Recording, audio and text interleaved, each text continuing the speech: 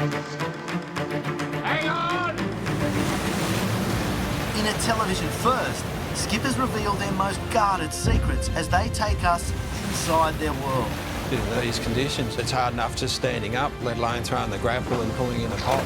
It's the lobstermen versus the elements. I think a lot of blokes down in the pub don't realise how much of a hard job this is. The engine fails. Hey, fucking hell! You doing it? There's something serious going on. The terrifying near misses. Yeah, fucking prick. No one else is stupid enough to come out here. And the tragedies. It was so cold they just stripped off and just laid there in the open air and just died. What makes you feel alive, mate? Bit of salt water. Disaster and death is ever present for the skippers and their crews. I've been in incidents where people have lost their lives. I lost 2 good mates, what drowned. It's an environment which is just high risk. It's as dangerous as being a soldier in Afghanistan. Lobster hunting is one of the deadliest jobs in the world. What the fuck is that?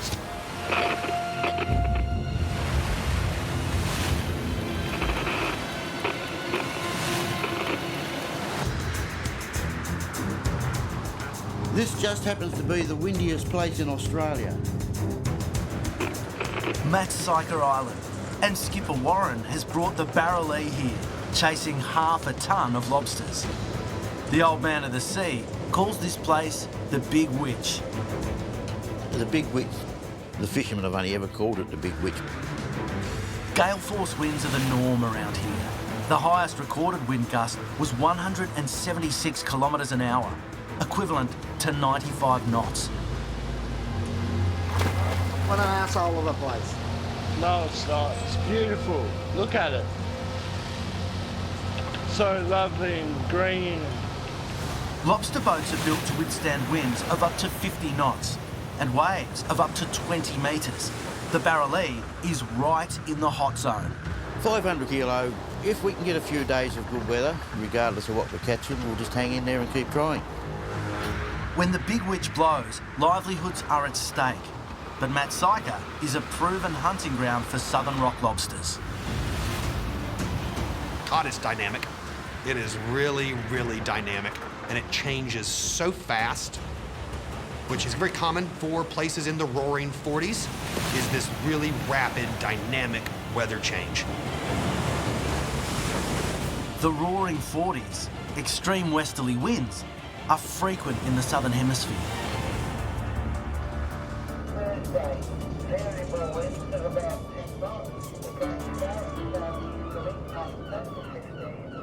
We'll hang around here for a few days and just see how we go. It's often said Matsika's where they make the wind. They make the wind there and send it everywhere else. Winds there can often get up to 50 and 60 and 70 knots. I think it's true to say that most experienced fishermen would never regard a spell of calm weather at Matsika as likely to last very long. The Bureau of Meteorology, Tasmania, and there's a massive storm front closing in over the Southern Ocean. You can see we have a low with a surface trough just to the south of Tasmania, and then in behind that low we see strong to gale force winds impacting on the west coast. Looking at the total wind wave height here, the peak in that total wave height as it reaches Tasmania is up to 8 to 9 metres, which is a really significant sea height. For anyone to be on the water in those conditions is quite dangerous, but in particular, a small vessel, 8 to 9 metre total wave heights are really big seas and quite dangerous. The barrelee is on a collision course with the storm.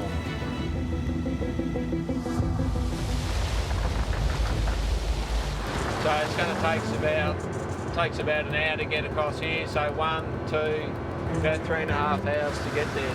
Further south, the Minamurra will soon be in the firing line of the very same storm. When the weather's bad, a simple mistake can just turn into a nightmare, really.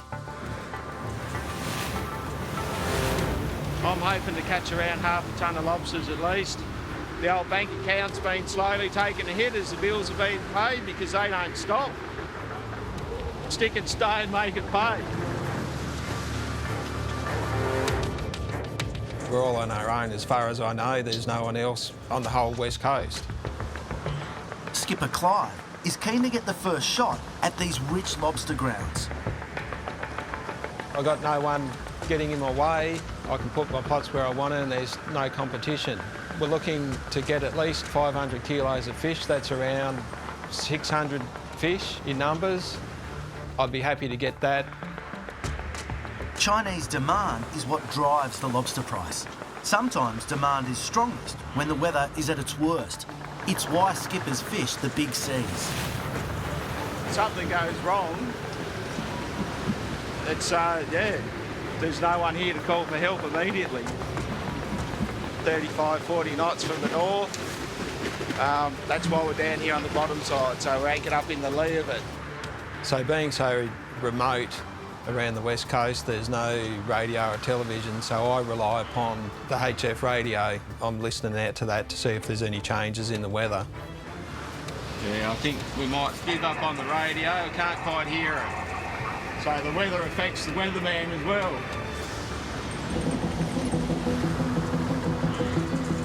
When the fierce weather rounds the southwest, it will sling back towards Matsaika, a place known for terror and drama. In 1973, the Matsaika lighthouse keeper was the last to see a ship called the Blythe Star. Moments later, the boat sank. After Australia's most intensive air and sea search for 10 days, which produced no sign of the missing ship or its crew, and men had walked from Deep Glen Bay, 5 miles north of Pirate Bay off Eaglehawk Neck, across rugged country to Madonna. No, none of them drowned. They just froze to death. This is the whole point. It was so cold, they just stripped off and just laid there in the open air and just died. 3 crew members died of hypothermia. The other 7 men survived. If you go in the water and the boat goes away and you're floating in the water, in January you might last 3 hours. In June, I think a fisherman would last about 15 minutes. Maybe, if they were lucky. Not long. You want the good news or the bad news? It's going to be 6, 7, 8 metres for the next 3 or 4 days, they say so. What do you reckon? I don't know. I'd rather stay out here and fish. Weed in the dinghy and a couple of pots, will we? No, fuck that. Don't even Skipper Warren won't have long to make his call. Stay and fish or motor home to port. Last time I was talking to Dad, he was talking about hanging out. But I've looked at the weather and it looks ordinary, big swell, so I'm going to give him a ring and tell him he probably should come home because it's just not worth staying out there. It's bloody going to be real bad. What's happening with the weather, Glenn? We're just trying to make up our mind what we're going to do. Yeah, well, it didn't look real bloody bright there before. I'd probably be coming home if I was you. Looked like just a week of absolute shit. Warren and Snotty take weather at Matsaika seriously. It's where they almost lost their lives. I'll tell you, the bloody scariest moment I ever had was me and the old man, actually. Like, we probably shouldn't be here, really. We flipped the dinghy at the Big Witch, didn't we? Yeah. We're about 75 knots southeast. Yeah. Bloody whirlwinds were coming through, like, She just sat up like that, didn't flip, just sort of went arse down, and then just sort of rolled over. And me and the old man was under the dinghy, and it was like, I had all my wet weather gear on. We're in trouble here. Like, that was bad because I remember that and I thought, the mind went through my mind, what the fuck have I done? Not only have I killed myself, but my son's going with it as well, you know? And the worst part about it... Warren would soon lose another round to the Big Witch. We'd been sitting there for 3 or 4 days, waiting for the weather to abate. At that stage, the lighthouse was manned, so we thought we'd go up and have a talk to the lighthouse keeper for a couple of hours and then just wander back. And that's what we done. We went up to the lighthouse, and when we came back, the boat was on the rocks. It's not as bad as losing a member of your family, but I mean, you've lost a part of your life. Yeah. Tuck around Matsaika, drop the hook, go to sleep, wake up in the morning, and it's 45, 50 knots, and that swell has built up to greater than 5 meters all of a sudden. And it just happens like that.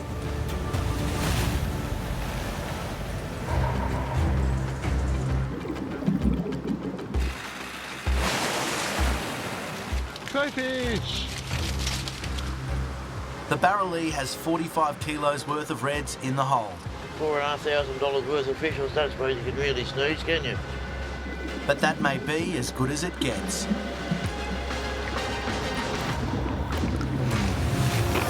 Coming up, Not getting blown off. lives are on the line There is that possibility that something bad can happen.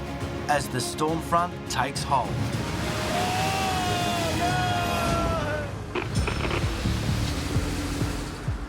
I'm going to have to get wriggling here, Richo, with this fucking gear, matey. It's going to have to really be happening fast, because I don't want to be here on the flood tide fucking around for hours. So I'm really going to crank into it. Death Valley, it's a really productive sort of a spot. King Island, Tasmania. The target for this trip, ultimately we want to get 600 fish, which is going to be about a tonne, 1.8 kilo average, about 100 grand. That'll do us. We'll be happy with that. But Danny will only hit his target on time and to budget if the approaching storm front subsides. I don't even know who named it Death Valley. It's just been called it for years and years. It did claim some fishermen years ago and just get caught there, they get capsized. When the swell's really big and the tide runs back into it, it just stands up and falls over and breaks on itself, and you really can't get out of it. We don't like fishing there when the weather gets really, how you going? A really average place to be. There's an old saying, they say, mackerel skies and mare's tails, tall ships go to shorter sails. So when you see the sky streaking like that, it looks like a horse's tail when it's running, that's the mare's tails. And at other times in the sky, it looks like mackerel skin. It means it's going to blow. Tall ships go to shorter sails, means they shorten the sails down, so they get ready for bad weather, so they don't blow the rig down. Danny has to decide if it's going to be worth the risk and the financial cost of fishing through the storm. The temperature has plummeted. The west to east winds are building. It looks like on the satellite imagery we've got quite a few fronts coming up over the next few days. The forecast has just got worse. There are multiple storm fronts rolling in. The system with the deep low to the southwest of WA looks like a pretty decent So I one. suppose that's the one that's bringing the total wave height of 8 metres. Old landlubbers don't realise, I mean, they say 5 and 6 metres as well. They think, it doesn't really sound much when you say 5 or 6 metres, does it? But when you explain to them it's like a 2 or 3 storey building coming at you. Yeah. You know, a lot of difference. A little bit of sea on top. Yeah, that's no wind on it. We're looking for the rocks to put the pots on, but we just need to find some. Here comes some, maybe. We need the swell to go back desperately. The Southern Ocean is probably one of the most dangerous areas in the world for severe weather.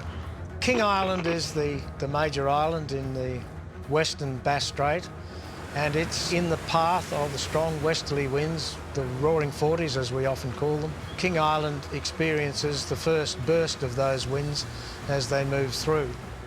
We've had some extremely strong winds through that region. 10, 12, 15 metre swells, which is not dangerous in itself. It's the wind on top of the swell which can make it very uncomfortable. You can have 6 metres of wind wash or wind slop on top of 12 metre swell, which kicks up a tremendous sea. I looked at the wave rider from the bureau down off Strawn, and it said down, down, down, down. So we're going with that. It's going down, we're going in, the lobsters are going in, then they're having the one-way ticket to China. You know, if it gets to 60, 70, 80 knots, and it's just absolutely hopeless, and it looks like it for a week, you might go home. Here it comes, the juiciness. Yep. Danny's optimistic, but the William Norling will be the first to feel the fury of the roaring 40s. Yep. It's what the strong winds and swell does to the lobster pots that escalates the risk. If the pots bounce around, the lobsters just won't feed. There's another front coming. He's got 40 knots in him. Then there's one straight behind him again that looks westerly, west-northwest for the rest of our lives. Nothing's changed. Swell's going to build again tonight to, 5 metres? I don't know. It's just hopeless. Just hopeless. Danny's got $100,000 riding on this trip. But if the lobsters stop feeding, that will blow a hole in his profit margin. You know, the outlook of the weather's poor. Look, head down, bum up. Just got to make it happen. Just keep pushing. Just keep pushing. The longer Danny stays out, the lower his profit margin, as extra running costs like fuel and bait tears through the revenue top line. Oh, it's a bit bleak. You know, the target looks a bit like the weather, doesn't it? Like the outlook's poor, poor, poor, but you have to be optimistic, otherwise you'd never go fishing. Oh, look at that. Oh, look at that, Richo nearly got me. If you thought, oh, the weather's garbage, oh, we're not going to catch anything, oh, this, oh, that, you've got to be confident. You've got to be optimistic and go, right, we're just going to hang in there and just get a gap somewhere. Just a bit of a front there before, probably a little bit earlier than expected, but anyway. Stretching up your quest here to pour with rain. It's just going to make it a real long day. It's just going to be painful.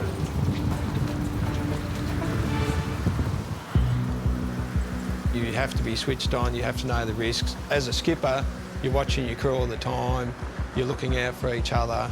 There is that possibility that something bad can happen. Not getting blown off, being such a smaller fella, I've got no weight behind me. Make sure I've got hold of one of those cray pots at all times. Loaded with cray pots, the boats go out regularly from the jetties and the lonely anchorages around the islands. Their goal, the rocky seabed where the crayfish swarm. All of the Tasmanian lobstermen fish in from and around the continental shelf. It's what they've always done. It's where the lobsters feed. Out past that, the ocean drops to depths in the thousands of metres. So what we're looking for is these cracks in the rock, but at the moment it's still a little bit too deep for the lines we're going to be using. Yep. So we're going to just get in a little bit shallower. Skipper Clive is searching for a rocky hotspot that will deliver big reds even as the massive storm descends on the Minamurra. Right, Isaac. The swell is rising. If you have to travel somewhere, you've got to keep an eye out for breakers, because your typical breaker at sea is not like a breaker on the shore, which might break on a long line. They'll just come in short lengths, maybe 100 metres, 50 metres, 150 metres. They just crest and break. If anyone's on deck and you get caught side on to a breaker like that, you can easily wash people off the deck. A rogue wave is any wave that's 3 times higher than the surrounding sea state, and they can happen at any moment.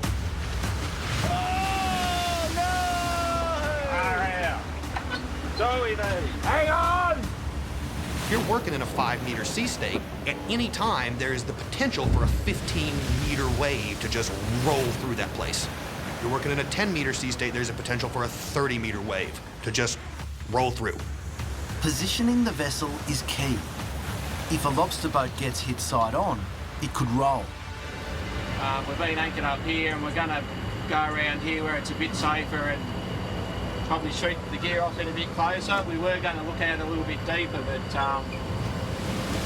I think because me and Zach, it's our first time working together, we'll just break ourselves in a bit easier and see how we both operate. Pedra Branca, off the south coast of Tasmania. Some of the biggest waves in the world roll and crash here. Pedra is only for the most experienced of skippers. There's a couple of die-hard professional surfers who go out there and surf it, but I would not do that. You think I'm crazy? You want to check them blokes out? The thing what's special about Pedro is that it's a very rare place. It's beautiful, really. It's just a couple of rocks sticking out of the middle of the ocean. Yep. The depth change to it, Pedra, that has Southern Rock Lobster written all over it. Giant, steep rock cliffs with little rock ledges that fit into it as it steps up. Pedra comes up from almost 100 meters deep. The depth change, the amount of time that depth change happens at Pedra is really mind-blowing. Yep. Squizzy needs Pedra to deliver. Your mind can't really compute that that's what the bottom of the ocean is going to look like down there. It's full of lobster. The rolling storm fronts will not help. And then there's the tide. Another thing you've got to watch out here at Pedro is the tide going against the wind, because it just makes the waves heaps more bigger. Pedro can be a deadly, horrible place in bad weather. In bad weather, I'm always on high alert. I'm always keeping a good eye out, protecting Tabor, and just making sure he stays on the boat. I've had Squizzy tell me this. I've had lots of the skippers tell me this. They've all had some experiences out there that went, oh, okay, we almost all just died. Well, you get nothing. I said it's like a fucking washing machine up against that. You get older and you have some close calls, and you learn. And then those are the guys that stay. Pedra Branca is a dangerous place to come for empty pots. Squizzy will need to find somewhere to anchor up for the night. The sea conditions south of Tasmania could be among the worst in the southern hemisphere. Still big sea on and pretty uncomfortable. Just a lot of rocking and rolling. It's like being a little baby getting rocked back to sleep. The worst what can happen is you break loose during the night and you don't wake up. You don't want to drift onto the rocks.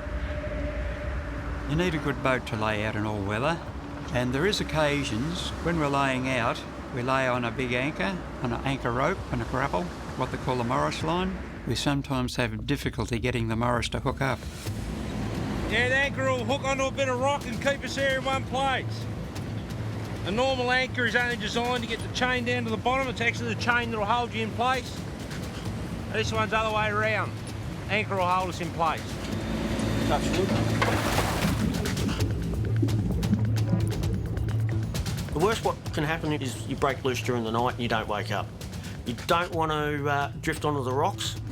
Wake me up when there's 200 crays in our pots.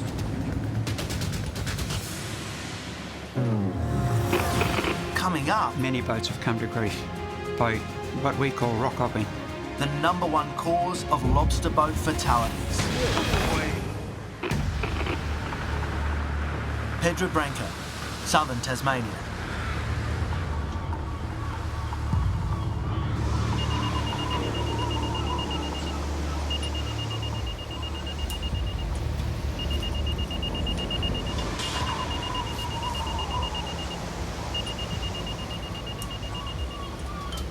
We've broken loose of our sea anchor. It sucks. You just want to sit down, have a quick something to eat, and have a snooze. And next minute, we're broken loose and we're just drifting in the weather. Battling Mother Nature is nothing new to lobstermen. It's always been this way.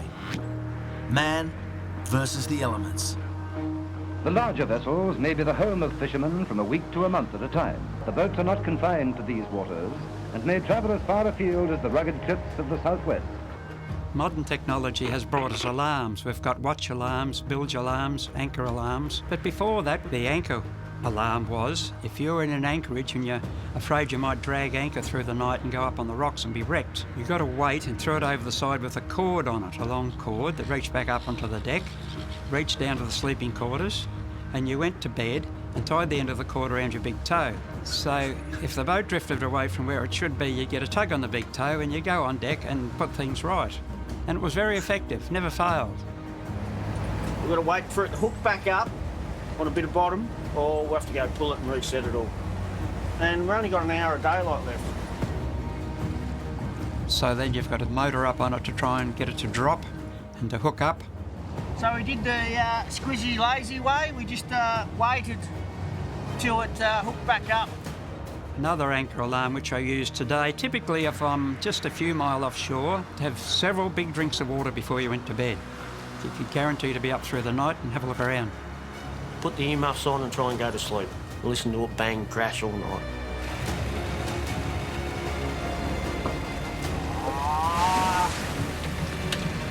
Oh, crazy bit sluggish, the bastards.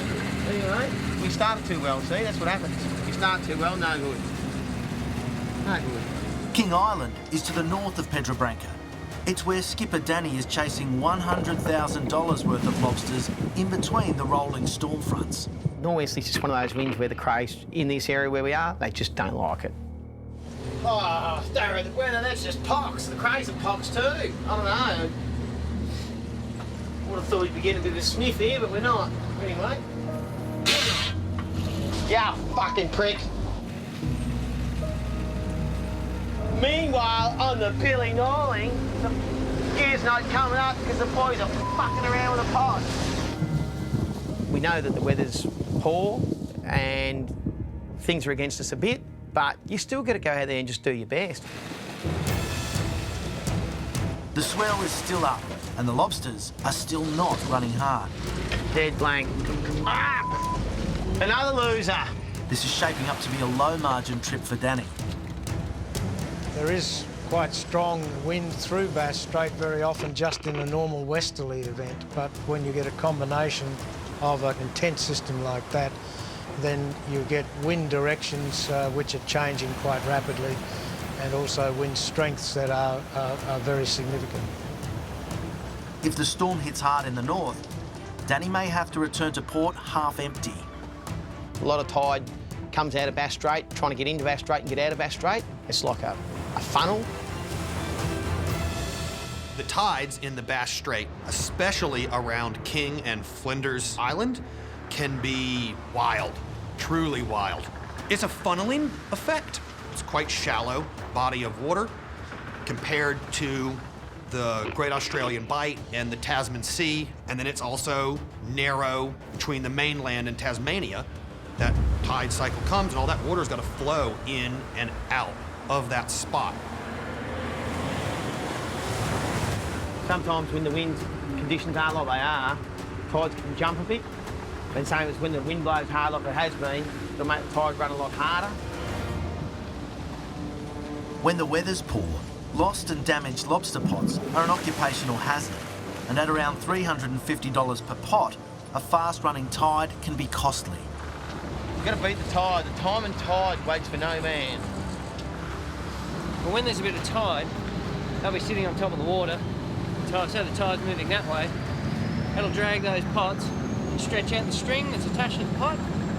If there's too much tide, it'll take the floats under the water. And then if I can't see them, I can't grab them. When the swell's really big and the tide runs back into it, it just stands up and falls over and breaks on itself. And it's just, you really can't get out of it. If you turn side onto it or if something happens, if you had a breakdown, it wouldn't take much and you can lose the glass out of the wheelhouse. It's one of those places, it's just really, really gnarly, yeah. It's just not very nice. At Hunter Island, skipper Steve and deckhand Jamie are wrestling a powerful tide. We're going to the depths now, Jamie. Yeah. In the areas that I fish, the tides can be a real problem, especially this time of the year. They seem to be running extra hard, so either the pots will move off where we set them, or they might not even be floating yet, so we cannot see where they are. Oh, I don't see any, Jamie, just slipped off. I don't see any. Steve is after 600 kilos of reds for the Hersey family restaurant, but right now, he can't find his pots. When we're pulling the pots with the tides, they can hold the buoys under the water, so you won't even see where they are, so it can become hazardous. You don't want to run over your pots. See there, can you? Very frustrating. You know, you sit around burning fuel. It's just the fear of unknown of not getting your actual pots back, which is something we don't want. If Steve can't find his pots, there'll be some hungry patrons at the restaurant, and he'll be in a huge financial hole. There is a loss of the pots, what's inside them, and the cost of fuel trying to locate them. You may find them on your GPS, but you can't actually see them, and at that stage, you just got to leave them and wait for the slack tide. So hopefully once she slacks off a bit, we'll pull them, and hopefully we can get our target for the day and get all our pots back too.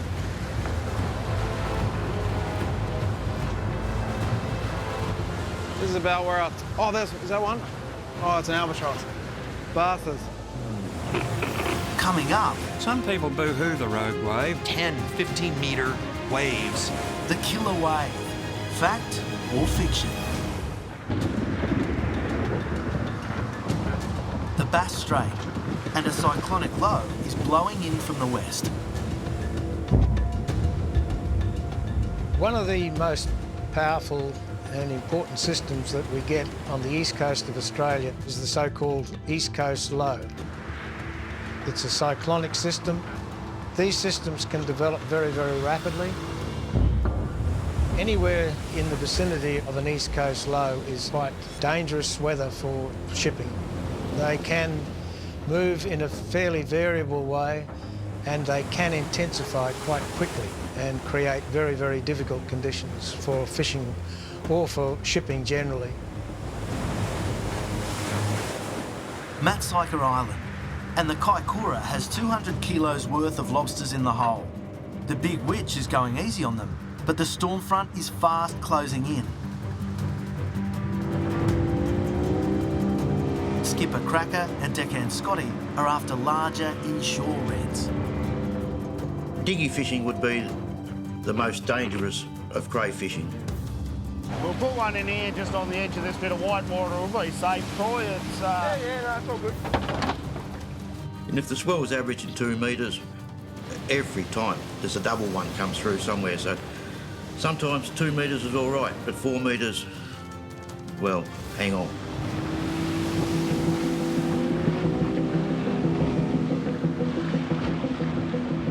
Yes, we quite often get a few in here just on the edge of the white water. There's an old saying, it's not the sea that kills boats, it's the shore, and that is very true with the lobster fishery. The vast majority of lobster boats have been lost coming to grief on the rocks because that's their principal area of operation for most of the boats. Many boats have come to grief by what we call rock hopping, working around the rocks and reefs. This can come about by simply hitting a rock and holding your boat, or by being in near a reef when a big swell comes in unexpectedly, one out of the blue. You ready? Yep. Beautiful. Done.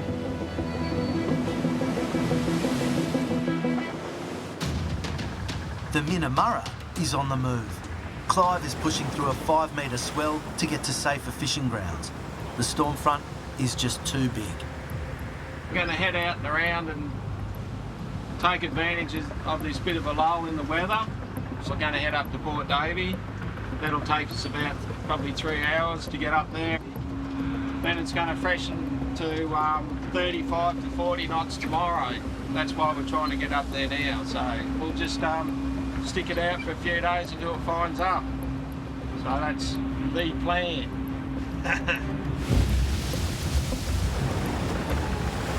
So we are all on our Pat Malone. Safety's the name of the game. Yeah, we just have to make sure that we don't do anything silly. Well, some people boo-hoo the rogue wave or the freak wave, but I believe in them. You can see them on the shore, mostly with swells. They're just one out of the blue, one extra big one out of the blue. But I have experienced rogue waves when fishing near the rocks. One big swell will come out of the blue and break on the shore further off than what you anticipate, and it can have dire consequences. I did have a man washed off deck right into the water at one stage. Fortunately, we drifted straight down on him and the boat rolled. We were able to pull him aboard very quickly, but we were very lucky on that occasion. From where you sit off Port Davey in Tasmania, if you go straight west, the nearest piece of land in that straight westerly line is South America. Those big swells that have come from South America basically start to cap and crest. And yeah, and that creates this easily 10, 15 meter waves and 50 plus knots of wind. There's a random chance at any moment that this kind of wave can come in, and if you're not perfectly bow on to it to ride over this wall of water, the boat will flip. And if it flips, it's over. A trawler that flips is not necessarily going to right itself. In fact, it's quite uninclined to right itself.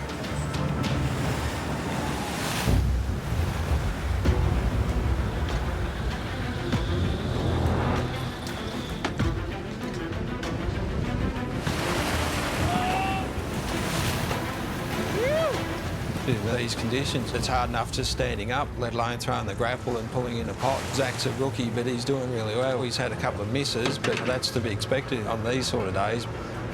The Minamurra is racing to collect its pots before the storm completely takes hold. This is where it can get a bit tricky sometimes. The boys go one way and the line's still the other.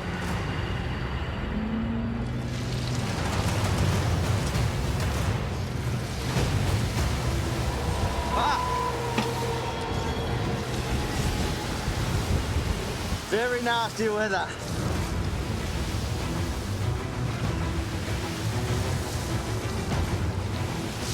Fuck, miss! The missing with the grapples, it's taking longer. You really want to try and make use of the time that you've got for fishing. Lost time of pots in the water is lost revenue, really.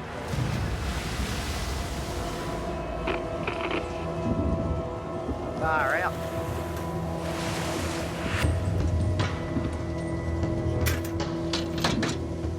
Matsika Island. Not good. Not good fishing. And Skipper Warren knows Mother Nature is always the boss at sea. Another pot that's blank.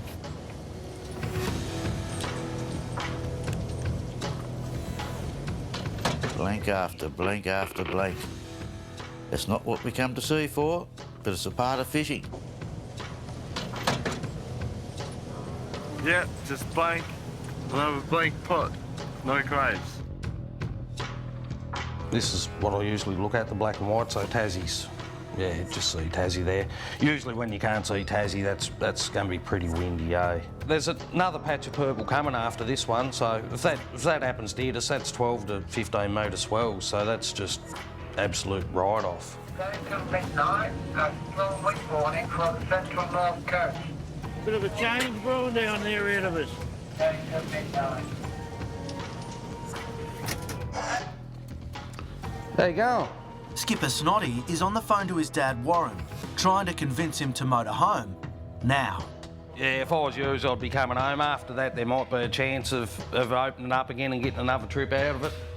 No, I'm not going to sit out here for another 4 or 5 days. I wouldn't have minded waiting a couple of days if we had a chance of getting to work, but if we're not going to get to work, we're certainly not going to sit there for 4 or 5 or 6 days or something. No, I don't blame you. I'd be coming home too, old boy, so...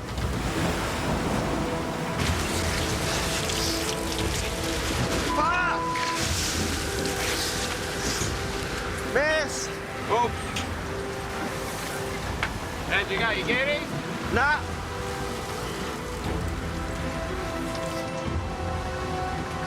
Just keep jumping off the rope. I think over the years I've learned that when things go bad, you really have to keep cool at sea, because if you lose it, I think that's when things happen and it gets worse. Just seems to be getting caught up on there and just flipping over. Cut that off. I hit it, it's just flipping over. Yeah. I'm still getting the accuracy there, but the grapple seems to jump off it a fair bit. The rope probably got hooked up on that little bit of fluff there. Zach owes us a beer.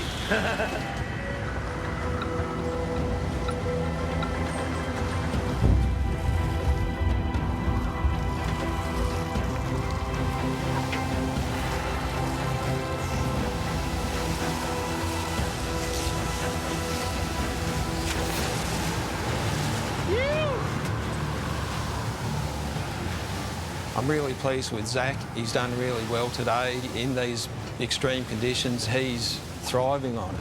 He's got the right attitude to be a great deckhand, and I'm quite surprised it's only his second trip. He's the boss of the grapple. Skipper Clive's remaining pots have all been set in shallow water. Experience tells me how far I can push myself, the boat and the crew. I just know what limit I can go to. We're copping and flogging from this weather, we're pulling our pots and we're getting absolutely nothing.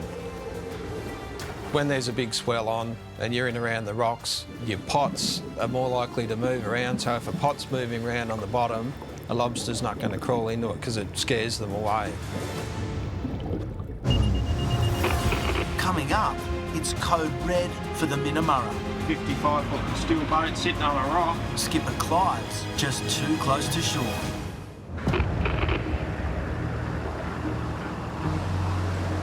So the pole is what we call a paravane that folds into the water, and that helps steady the boat up when the weather's a bit rough and rolling around.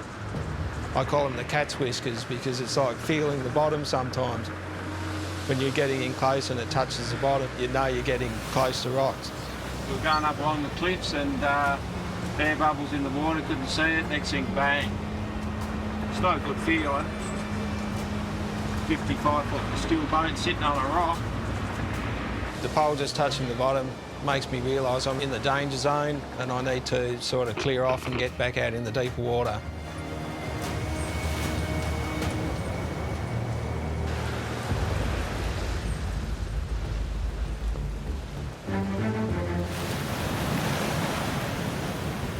It's not a very nice night to be a deckhand, that's for sure. You can find better jobs than this. Team Bold contenders retrieving the last of its pots in big seas before heading home. Target missed. The extreme weather is to blame. At least I've got windows in front of me. Oh, fuck, that was a big one. Even homeward bound Squizzy has learnt you can never relax. What's been the scariest things happened to your tea, Squiz? Well, that'll go back to my days as a deckhand on the Minamara when we got wiped out by them 3 waves off the Mole Cay. Oh, I remember that. Squizzy's talking about the same Minamara Clive now skippers. It was just rough and horrible, and the heart was going. Ripped off one arm, ripped off the second arm. That's Paravane arms. Oh, shit. Yep. Put my arms around the pot hauler and looked out, and I couldn't tell if I was still on the boat or in the water. Yeah. What? Yeah. Had the dinghy on the back, TriStar, brand new, and it folded over the gunnel. That's how powerful they were. Yeah, right. Yeah. You can see why I like fishing out wide. Someone was looking after us that day because we shouldn't have come out. That's that simple. We should have been all dead.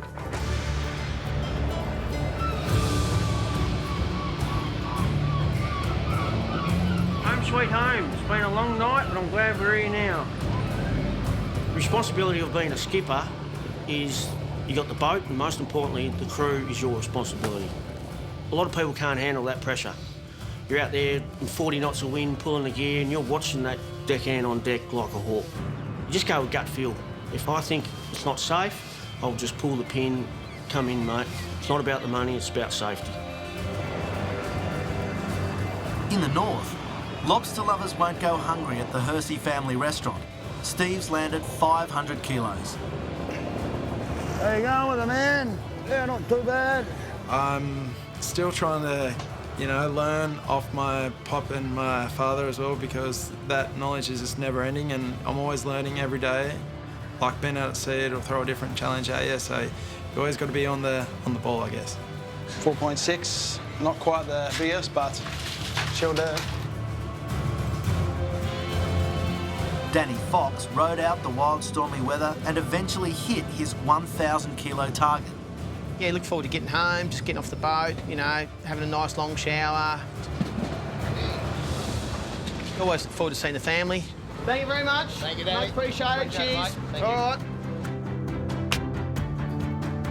Clive navigated the rolling storm fronts and filled the Minamara with 900 kilos of big reds. Bit of a improvement this morning. Got some nice quality fish here. Pretty happy with that. Woohoo! The secret of fishing is to be smart and respectful of the ocean, because the ocean is the boss out there. It tells you what you're going to do. You can't tell it. We're in front now, like we're starting to make money. Every skipper stayed out longer than expected. Targets were mostly hit, but the storm decimated their bottom line profits. Doesn't matter how long you've been at sea, how much fishing you've done, you will learn something every trip. There's not many. See you on the edge? Whether it's from someone or the fish. They're the masters. So we controlled by masters all the time. We're home, we're controlled by masters. We're out at sea, we're controlled.